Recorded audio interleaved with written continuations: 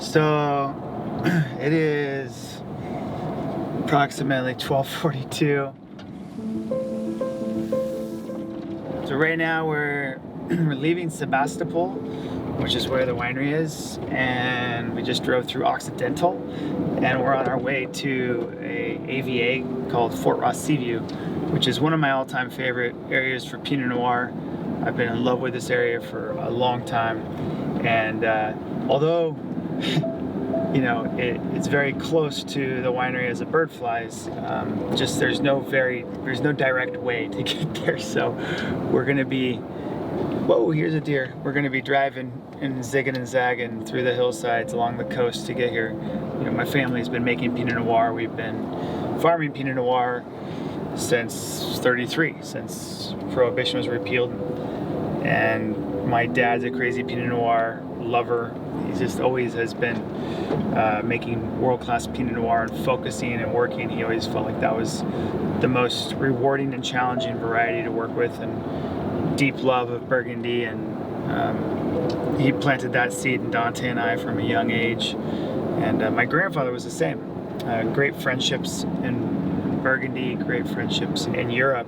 So long story short, in 2013, Dante and I, we had a serious conversation with our family and said that we were going to start our own project. And so we began RAEN in 2013 out on the true Sonoma coast out this way, where we are right now. And it's been incredible. We pick in the darkness of the night when it's really cool. The effort there is to retain fruit and flower in the wine. You bring the fruit in cool, that cool weather, that cool cluster basically helps set that fruit and flower into the juice. If you pick in the daytime when it's warmer, fermentations kick off faster, that fruit and flower wafts off. So that's kind of the madness behind these midnight picks. It's an exciting time. Harvest is it's a great time of year. I always get pumped for these night picks. So yeah, we're off to the vineyards.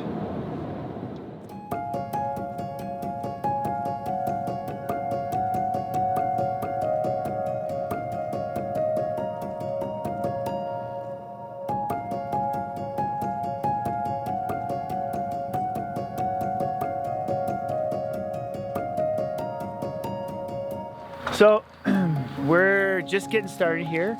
We'll be here, it's I think about 3 in the morning. We'll pick for another hour, load up about roughly 10 bins, roughly 5 tons of fruit. So that kind of top quadrant, top third, top fourth of the field. That's 4 hours, I think. Yeah.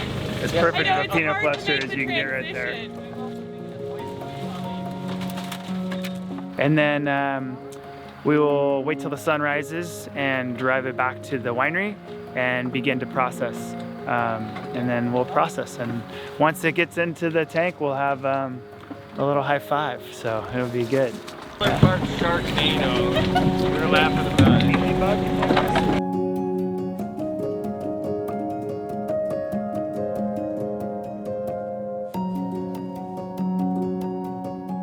I just want to point out that we've got grass growing up into the fruit zone. We don't use herbicides, obviously. I think it's important to admire a little bit of a rustic vineyard, not necessarily perfectly manicured. Obviously, the Monarch Challenge being something that I helped found to try to make Napa Sonoma herbicide-free. It is a global problem. So something I'm passionate about, but you don't need herbicides for quality. That's the crazy thing to me. Right now we're waiting for the tractor to arrive, and when the tractor comes back, these will get tipped in, and I'm actually just kind of in awe on how perfect these clusters are. The vintage is just an incredible vintage, so we're really, this field did very good. It set very beautifully. Look how compact these little clusters are, just beautiful.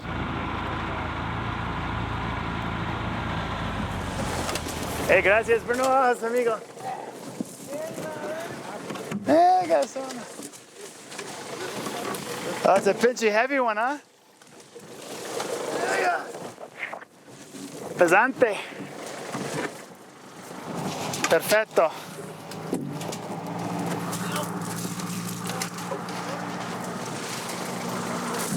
Well, we double sort. We sort here, obviously in the vineyard. That's the most important spot to sort here.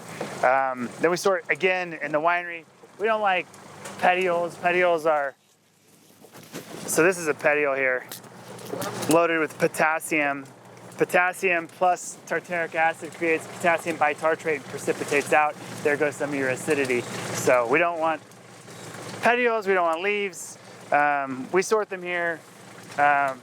We normally are able to get any of the ones that don't get sorted here back at the winery. When you're just getting like, you can grab almost any cluster this year and it just looks healthy and happy.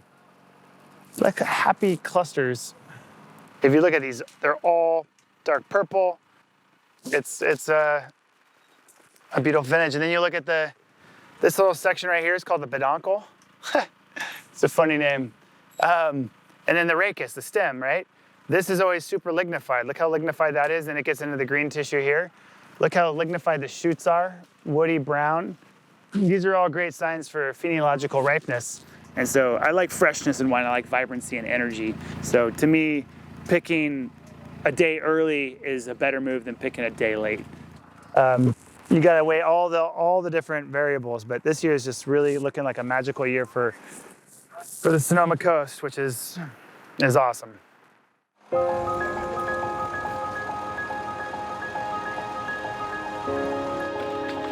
I've learned to relax around Mother Nature when something is out of your control, like Mother Nature.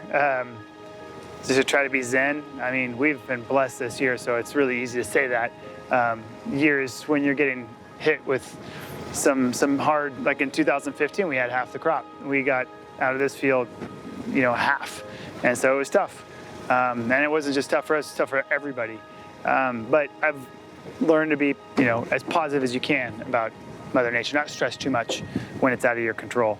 But the things that are in our control, be on it. And so a lot of conversation like that with my grandfather, my father, dinner, lunch, breakfast, breaking bread. It was always talking about some element of what's going on the farm, what's going on in the vineyard, what's going on in the cellar, how are the wines tasting, all those things, which I love. I still love. And still, to be honest, it's what we talk about at dinner table still. So nothing's changed, just got older.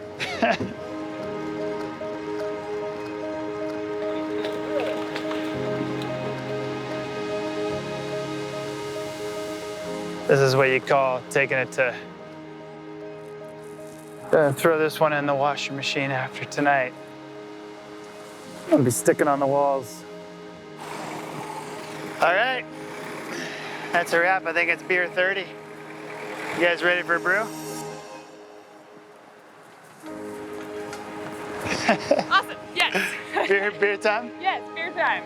Just had to make sure where we left like the little bits in between. Yeah. What do you think, Pete?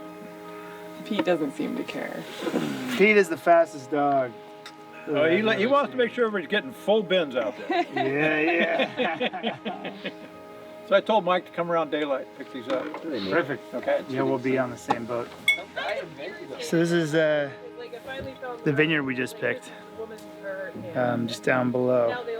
And that's the fruit right over there, basking under the stars. And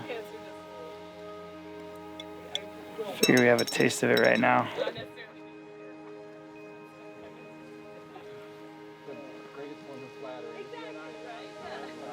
Yeah, and then the next day after that, she goes out and buys this Makita. So what do we have here? And I'm just like, what is This she trying to do? Like, I'm Mr. Okay. I got At least a little taste. I'll take a little tiny taste. How about that? We're short on glasses, so I'm gonna give you a glass. Right? Got the bottle. You got the bottle. There you go. I'm in. It's harvest. whatever. It's Whenever you're gonna drink from the bottle, it's this time of year. Hey, that's a good product, Carlo. I like it. Thank you. Yeah, Hey. very tasty. Oh, you guys, Not too bad. hella good farmer, hell of a Wow. good farming team. That's really nice. That is really Beautiful. nice. Well, you guys make it easy. Like that very much. Yeah. Thank you.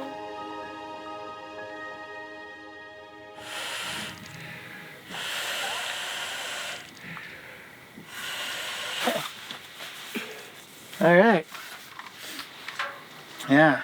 So basically, lights out, get a couple hours of sleep, and then we'll truck the fruit in and process. So all in a day's work.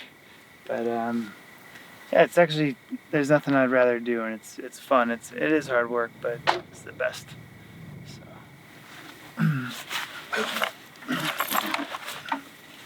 And good old nighttime.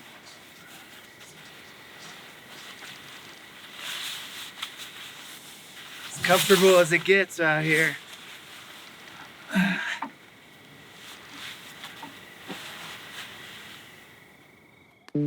All right, it's 6:45 in the morning. We survived the night, heading back into the winery. I always like to stop when I'm doing the drive between our Fort Ross Seaview site and the winery. I always like to stop here. This is where the Russian River empties into the Pacific Ocean. So the Russian River is kind of famous for the Russian River Valley that so many great Pinot Noirs from the Sonoma Coast come from.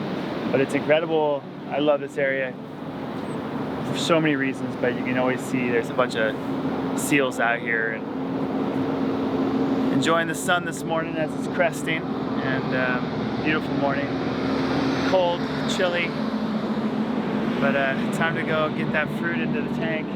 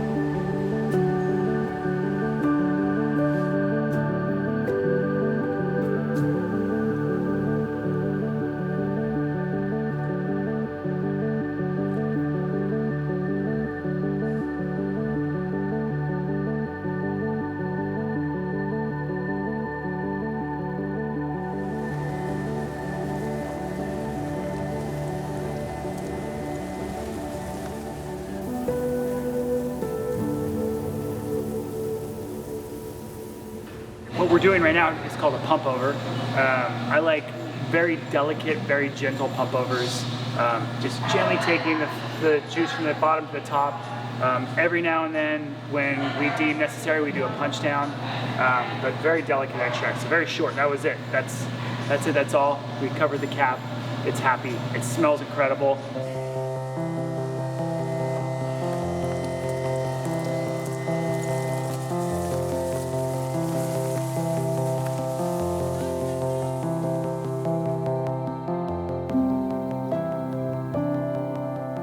Just a little kind of recap about 2019 as a vintage. And I love tough vintages. I love hard, cold, wet, all the different vintages, because that's one of the magical things about wine, is that each individual year creates a unique nuance to that wine that then evolves and ages over millennia, decades, however long you like to age your wines.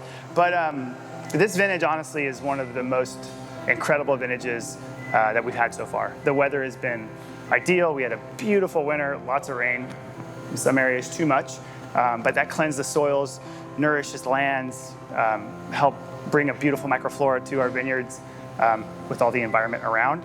And then the growing season has been just cool, even, and wonderful. And I think you were able to see that last night on the pick, just those beautiful clusters. See it here in the fermenter. When you taste the fruit, you can taste it. So really, really excited about this vintage. And in terms of a perfect vintage, this is as perfect of a vintage as you can expect in wine. I'm excited. I can't wait for this to ferment, get drained, pressed into barrel, and begin its evolution in barrels.